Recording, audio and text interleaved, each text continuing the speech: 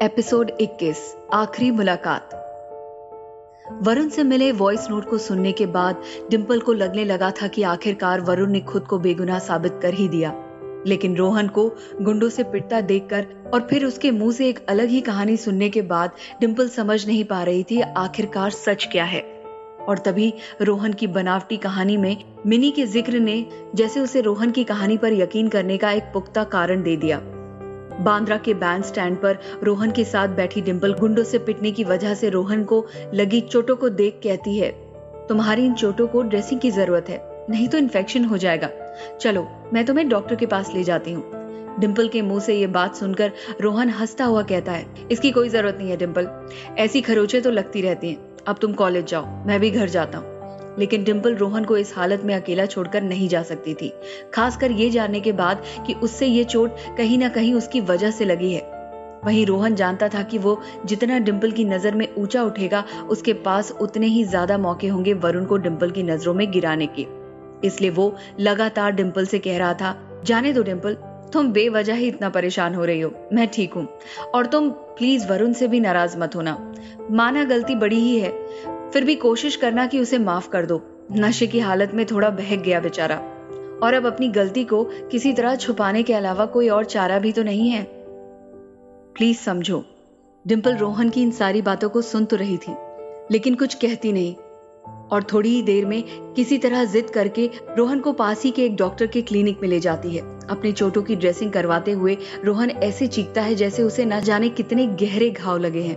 और उसकी चीखें सुन डॉक्टर के कमरे के बाहर बैठी डिंपल वरुण को पहचानने में हुई अपनी भूल पर बार बार पछताती है। ड्रेसिंग होने के बाद रोहन अपने चेहरे पर हल्की सी मुस्कान लिए कहता है, हो गई ड्रेसिंग, अब तो तुम हॉस्टल जाओ डिंपल, मैं भी घर जाके रेस्ट करूंगा। ये सुनकर डिंपल अपना सर हाँ में हिलाती है और अफसोस करती हुई रोहन के हाथ पर अपना हाथ रखते हुए कहती है, तुम अपना ध्यान रखना प्लीज, और कोई भी प्रॉब्लम हो तो कॉल करने में झिझकना मत।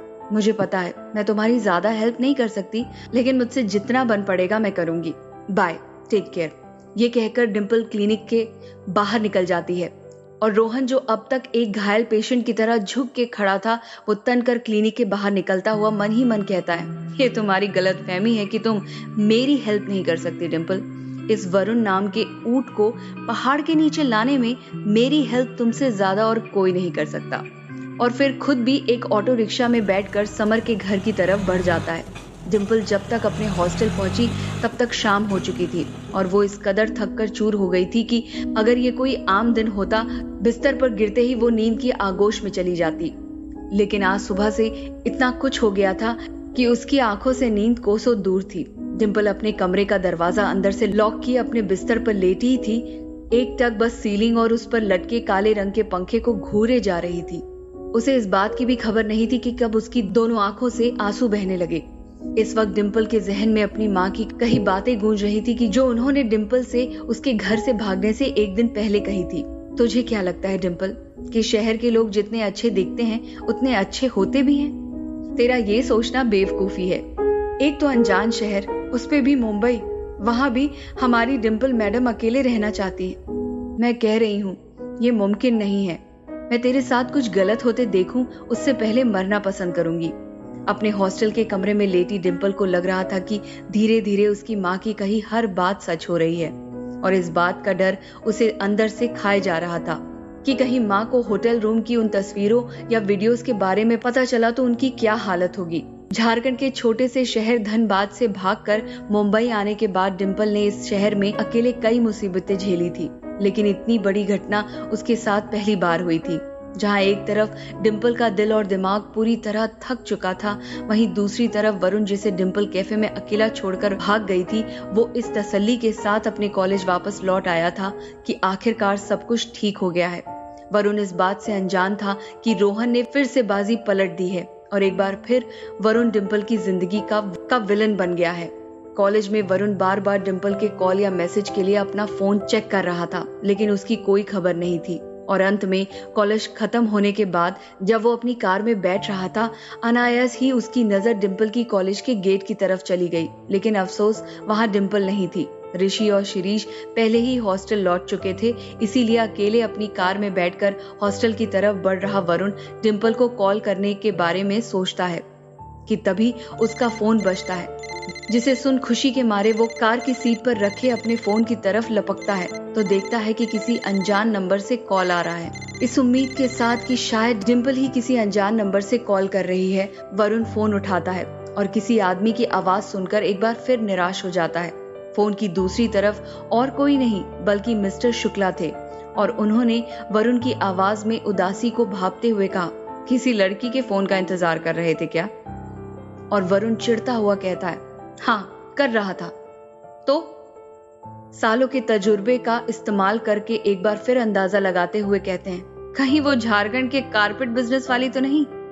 मिस्टर शुक्ला का अंदाजा सही था और वरुण इस बात से झुंझलाता हुआ बोला, आपको मेरी पर्सनल लाइफ में इतना इंटरेस्ट लेने की जरूरत नहीं है शुक्ला जी, आप अपने काम की बात पे आइए प्लीज।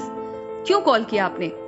ये सुनकर मिस्टर शुक्ला जी हो गए थे। मुस्कुराते हुए कहते हैं, 3 दिन बाद से तुम्हारी फैमिली बिजनेस की ट्रेनिंग है, भूले तो नहीं हो?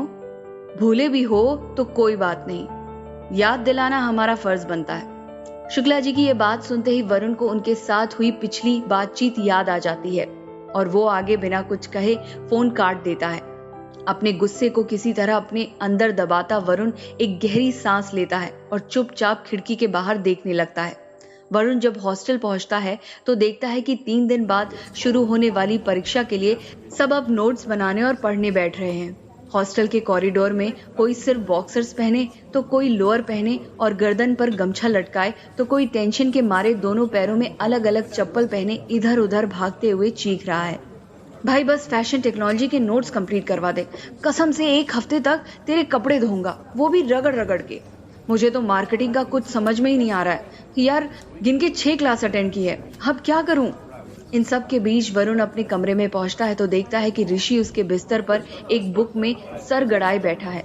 शिरीष अपने चेहरे को कम्युनिकेशन की खुली किताब से ढके खर्राटे भर रहा है। वरुण का उतरा हुआ चेहरा देख ऋषि एक बार फिर से समझ जाता है कि कोई प्रॉब्लम है और वो वरुण का मूड ठीक करने के लिए मजाकिया अंदाज में कहता है, लगता है डिंपल मैडम के साथ कुछ बात नहीं बनी, तभी जनाब रूखी सूखी शक्ल लेकर आए हैं। वैसे 2-3 लड़के आए थे नोट्स लेने के लिए और क्लास की कुछ लड़कियां भी पूछ रही थी कि वरुण सर कब फ्री होंगे, उन्हें ग्रुप स्टडीज का प्लान बनाना था तुम्हारे साथ। ये पहली बार नहीं था जब एग्जाम के पहले अचानक वरुण की डिमांड बढ़ गई, लेकिन हमेशा की तरह वरुण को इन बातों में कोई इंटरेस्ट नहीं था। भले इस बार इसका कारण कुछ और था। वरुण ने ऋषि की बातों का कोई जवाब नहीं दिया और चुपचाप जाकर अपना बैग स्टडी टेबल पर रख वही चेयर पर बैठ गया और अपना सर टेबल पर टिका दिया।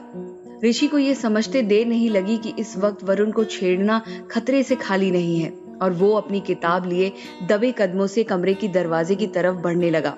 दरवाजे के बाहर आते ही ऋषि अपने क्लास के भावेश से टकरा गया, जो अपने कमरे से ही चिल्लाता हुआ आ रहा था, यार वरुण तो अवस्थी सर की उस क्लास में। लेकिन ऋषि उसकी बात को बीच में ही काटता हुआ अपने होठों पर उंगली रख के इशारा करता है, जो पूछना हो कल पूछना, आज अंदर गया तो एग्जाम देने की हालत में नहीं बचेगा।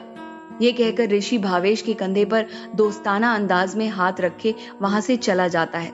ये रात वरुण के लिए बहुत मुश्किल थी। वो अपनी स्टडी टेबल से गिनकर बस 3 बार उठा था। पहली बार पानी पीने के लिए, दूसरी बार बाथरूम जाने के लिए और तीसरी बार पंखे की स्पीड बढ़ाने के लिए। और तीनों ही बार वो ये चेक करने से नहीं चूका था कि उसके फोन पर डिंपल का कोई मैसेज, कॉल या लाइव स्ट्रीम का कोई नोटिफिकेशन आया है या नहीं।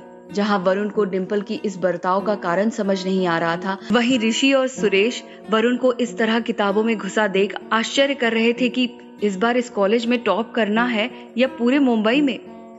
वरुण के दिमाग में एक ही साथ बहुत सारी बातें चल रही थी। पहले तो डिंपल की बेरुखी, उस पर शुक्ला जी की फैमिली बिजनेस की ट्रेनिंग के लिए दबाव डालना और फिर ये एग्जाम जिन्हें ट्रेनिंग के साथ ही शुरू होना था। इसलिए वरुण ने पहले ही ऋषि और शिरीष को हिदायत दे दी थी कि वो दोनों उसके आसपास भी न फटके और ना ही किसी को फटकने दे। एग्जाम टाइम में ये जानने के बाद लड़कियों के साथ ही न जाने कितने लड़कों के दिल टूटे थे। वरुण इस बात से अनजान था। रात भर ना डिंपल का कोई कॉल आया और ना ही मैसेज। वरुण जानता था कि वो जब तक डिंपल से बात नहीं कर लेता उसका किसी काम में मन नहीं लगेगा और यही सोचकर वो सुबह सुबह डिंपल को कॉल करता है, लेकिन कॉल कनेक्ट नहीं होता। ये देखकर एक बार में ही वरुण के दिमाग में न जाने कितने बुरे ख्याल तैर जाते हैं और वो जल्दबाजी में अपनी टी शर्ट पहन अपना फोन और वॉलेट उठाता हुआ रॉकेट की तरह कमरे से बाहर निकलता है। वरुण के पास अपने ड्राइवर का इंतजार करने का भी समय नहीं था, इसलिए वो भागता हुआ डिंपल के हॉस्टल के सामने पहुंच जाता है। डिंपल के कॉलेज जाने का वक्त हो रहा है। ये देख वरुण गेट के पास ही खड़ा रहता है और 15 मिनट के इंतजार के बाद जब डिंपल कॉलेज जाने के लिए बाहर निकलती है, वरुण को देख के भी अनदेखा करती हुई आगे बढ़ जाती है। वरुण डिंपल को आवाज लगाता है, डिंपल डिंपल प्लीज रुको, क्या हुआ है? कल ना तुमने कॉल किया ना ही कोई मैसेज, सब ठीक है ना?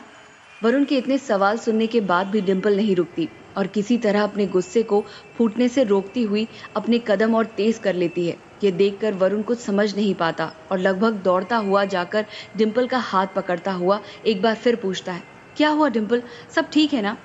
तभी डिंपल पीछे मुड़ती है, एक झटके से अपना हाथ वरुण के हाथ से छुड़ाती है और गुस्से में तमतमाती हुई कहती है, थैंक्स टू यू वरुण, मेरी लाइफ में कुछ ठीक नहीं है। जब जब मुझे लगने लगता है मेरी लाइफ में इससे बड़ी प्रॉब्लम नहीं आ सकती, तभी कोई उससे भी बड़ी प्रॉब्लम मेरे सामने खड़ी हो जाती है, जैसे कि तुम। थैंक यू वरुण, मेरी ये गलतफहमी तोड़ने के लिए कि दुनिया में बुरे से ज्यादा अच्छे लोग हैं। लेकिन मुझे अब और लाइफ लेसन्स नहीं चाहिए तुमसे, इसलिए प्लीज मुझे अकेला छोड़ दो।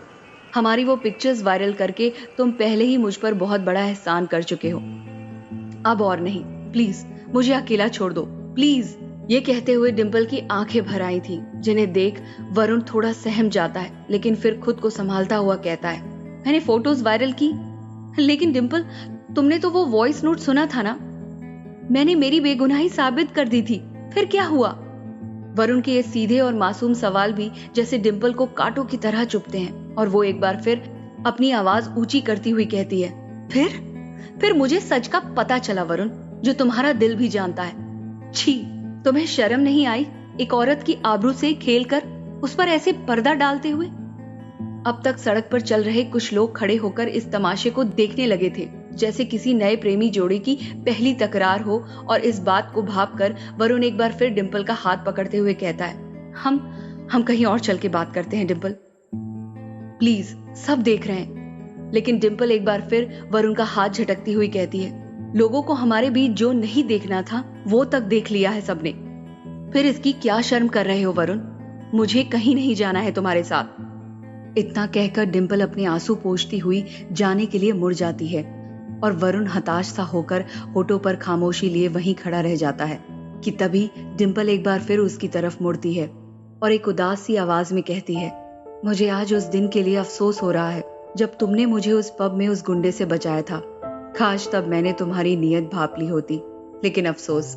एक बात और, प्लीज अपना उल्लू सीधा करने के लिए रोहन को यूज करना बंद करो। अपनी गलतियों की सजा रोहन को मत दो, इसे मेरी लास्ट रिक्वेस्ट समझकर मान लो वरुण। इस तरह डिंपल के मुंह से रोहन का जिक्र होना वरुण को थोड़ा खटकता है, लेकिन इससे पहले कि वो डिंपल से कुछ पूछ पाता, डिंपल थोड़ी दूर निकल चुकी थी। क्या शुरू होने से पहले ही खत्म हो जाएगी वरुण और डिंपल की लव स्टोरी? जानने के लिए सुनिए लक बाय चांस का अगला एपिसोड सिर्फ पॉकेट FM पर।